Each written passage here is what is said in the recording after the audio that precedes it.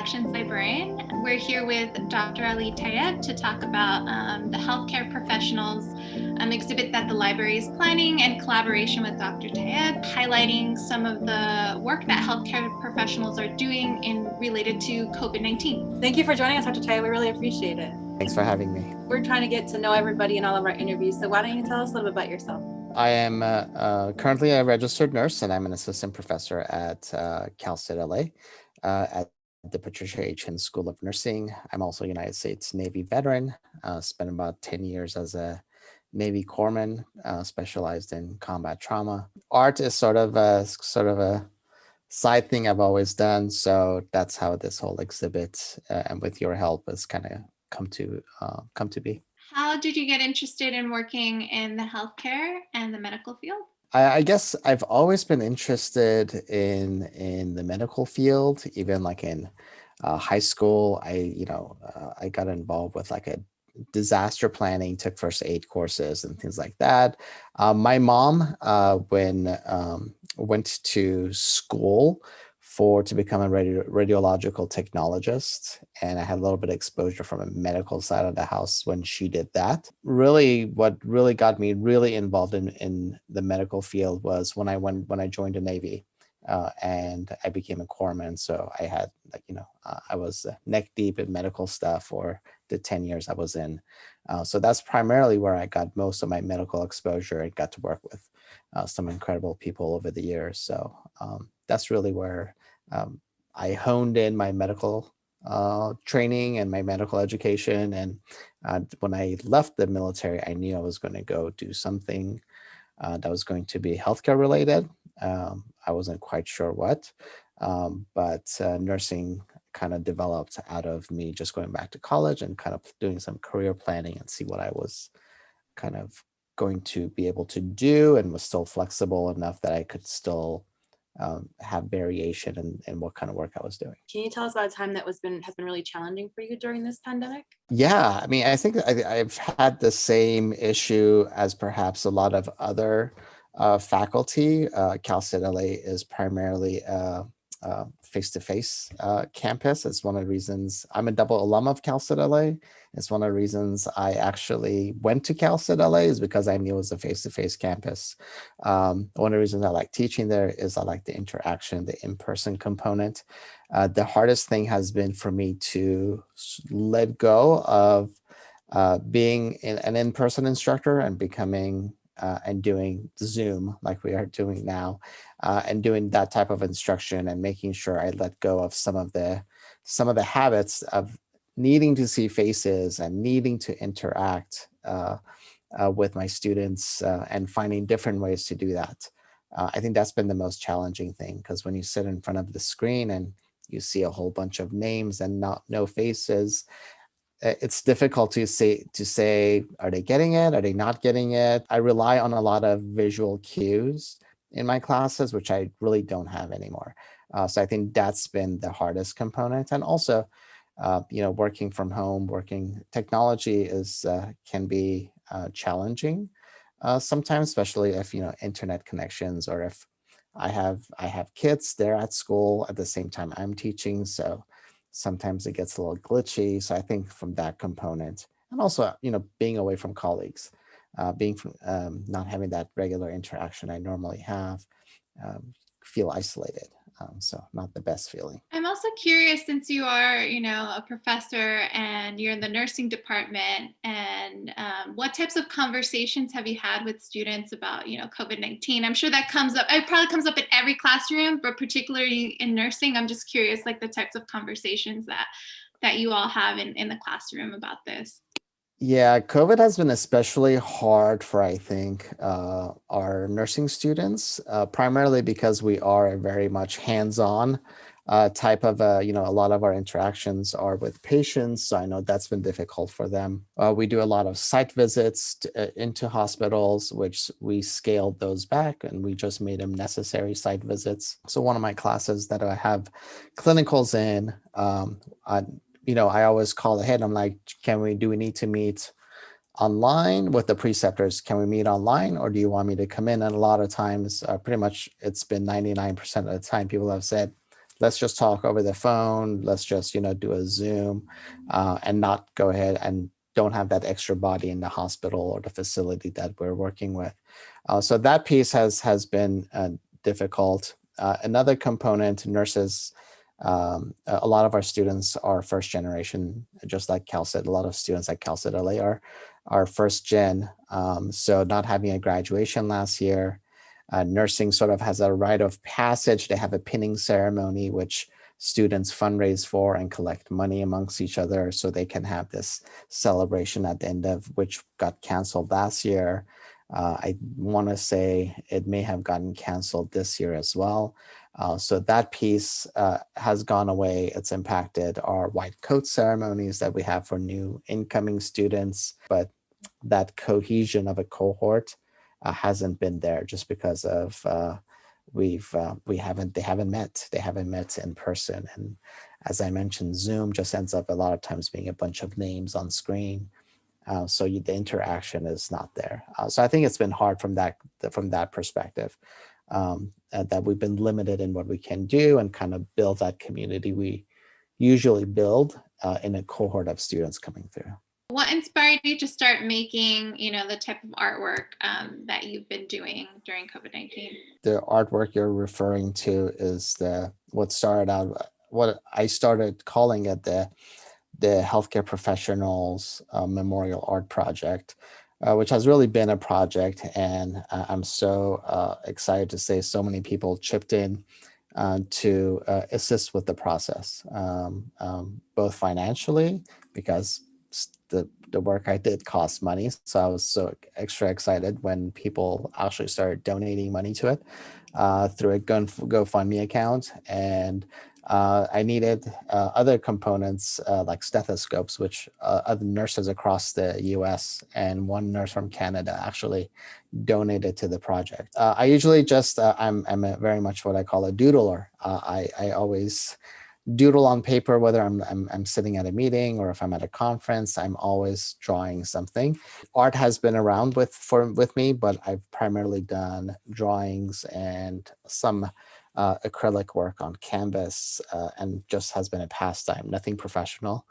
But this one kind of, I needed to, I saw when COVID happened, I started seeing people put information out there on PPEs. I started seeing it in social media. There was a shortage of it. Even myself, I was like, okay, we need to get masks, and everybody was out of masks.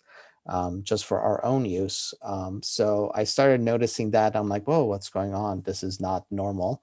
And that turned into a huge personal protective equipment shortage across the board worldwide. The regulations started getting relaxed on what nurses and healthcare professionals can use. And that was concerning. The fact that people were starting to reuse personal protective equipment, that was concerning.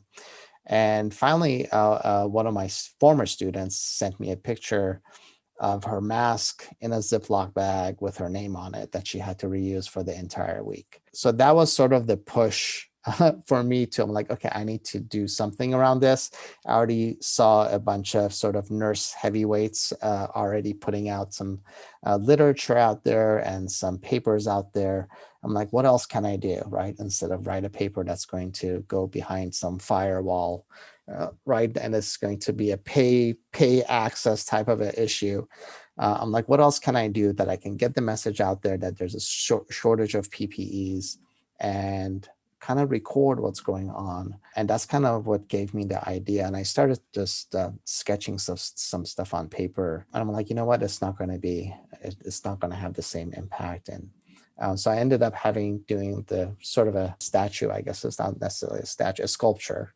Have a 3-dimensional sculpture, which ended up being the final product. It went through variations, and it took me an entire summer to complete it. And I put in a lot of hours to do it, but it really was not only a way for me to contribute, but to make sure that we're still talking about this and we're a year out.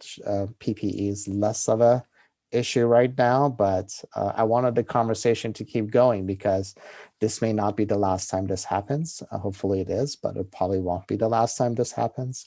And we have a bad habit of forgetting and not learning from previous lessons. So I wanted this to be an ongoing conversation and make sure that we're addressing things like PPE shortages. I want to make sure that we're addressing all the healthcare workers that have died in the US as a result of COVID. I want to make sure that we still continue to remember all the healthcare workers that were in the front lines and continuing to do the work that really we didn't sign up to do from a healthcare profession. Some people will say, well, you signed up for this. And the reality is none of us signed up to do healthcare without the proper equipment, right? I always tell people we don't send our military folks into battle without guns and bullets and all the protective equipment.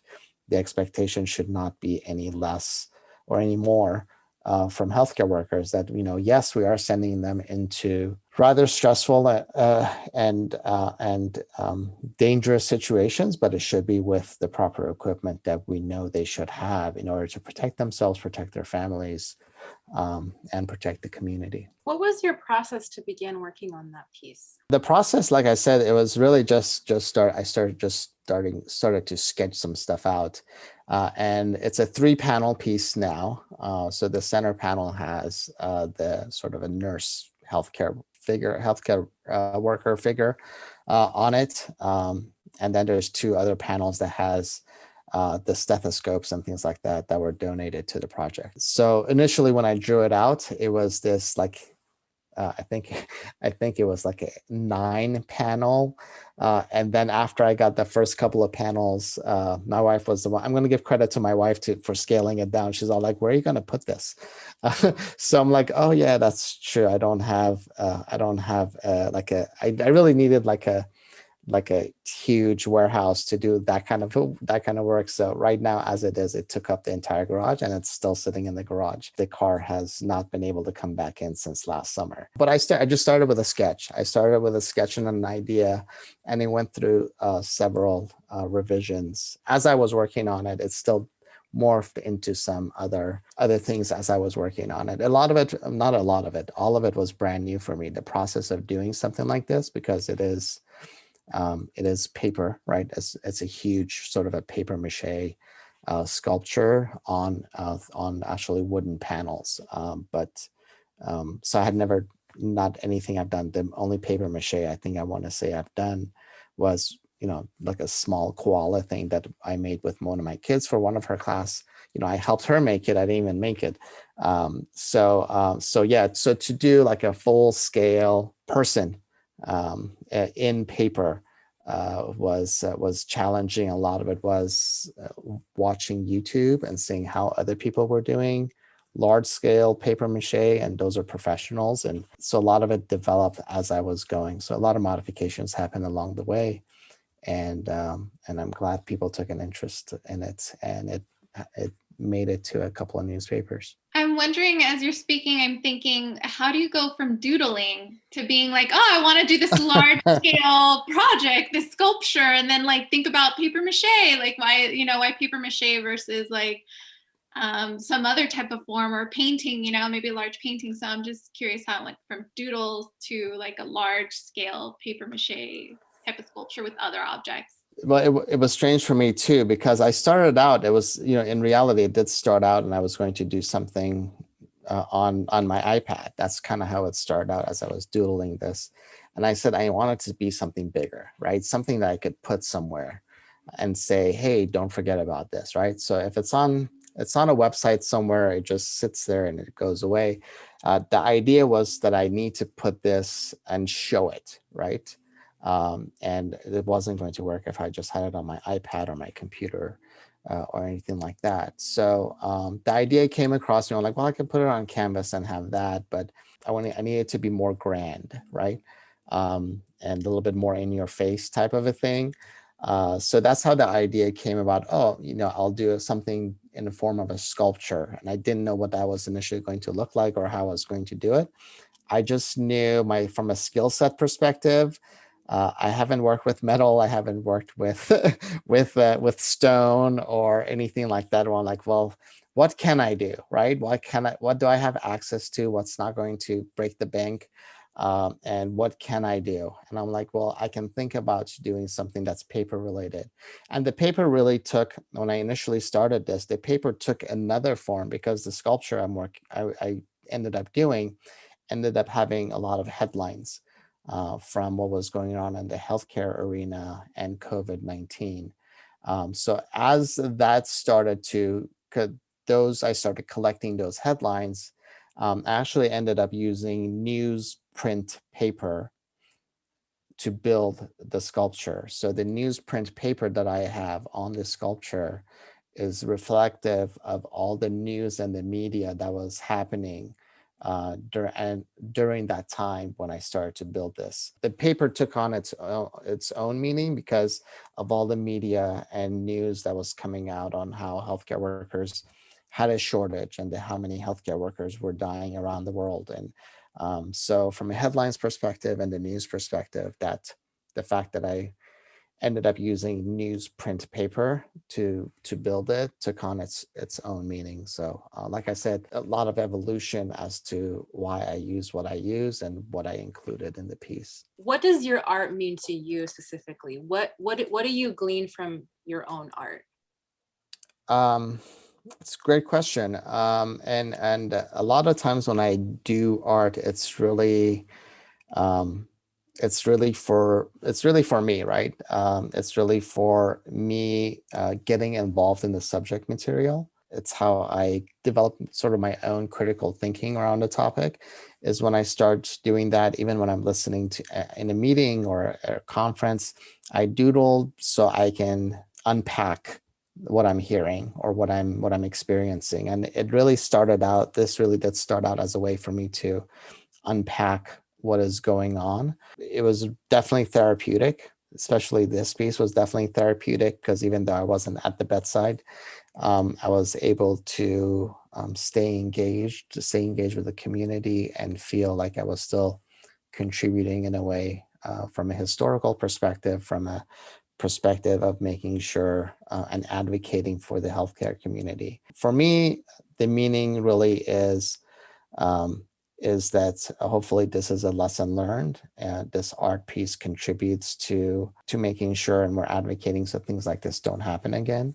Just a sort of a reminder that we don't forget the people that we lost, making sure that we're on top of this a little bit more and ready for the next time this happens, even though we're still not out of it this time, but making sure that we're better prepared and we're not putting the lives of the community in danger. One of the best things that happened as a result of this project is really finding another community of healthcare individuals that also did art.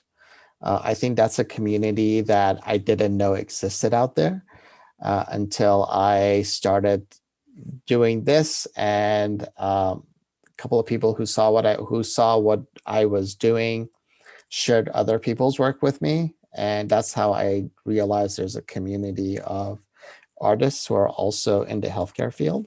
So I think that was a definitely a bonus for me because now I'm sort of connected to that community, and and I know I've had students who are incredible artists, and even I've had people reach out and really say, thank you for doing this, not only because of the work, but actually reminding them that it's okay if you're in the healthcare field, that you have other interests, right? A lot of people are like, oh, I used to dance, or I used to, do paintings and things like that. And I put it away because I went and became a nurse, or I went and became a doctor. And because it wasn't sort of acceptable. And really, it was great that that message came out of this, but also from the fact that how do we accept art as its own form of communication, right? And something that we are so, especially in the scientific field, where we're like, oh, publish papers, publish papers, publish papers. But arts, comics, graphic novels, things like that are if not more powerful than something that sits behind a paywall, waiting for somebody to go and search it up and look at it. Where something like this, I know for a fact, have reached probably thousands of more people than if I had published a paper for a journal and it sat behind a paywall somewhere.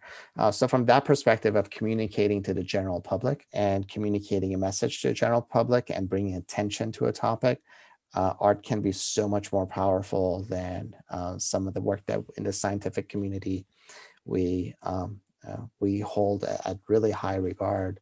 But something like this can just as well, if you're depending on your audience, I guess, but can be just as powerful and just as big a reminder of what people went through during this time period. Thank you so much, and I really appreciate you guys helping put putting this together. And I think that there's a message there, like I said, to definitely be told. And I appreciate your efforts and collaboration on this. Yeah, thank you For joining us. We really appreciate it. Thank you.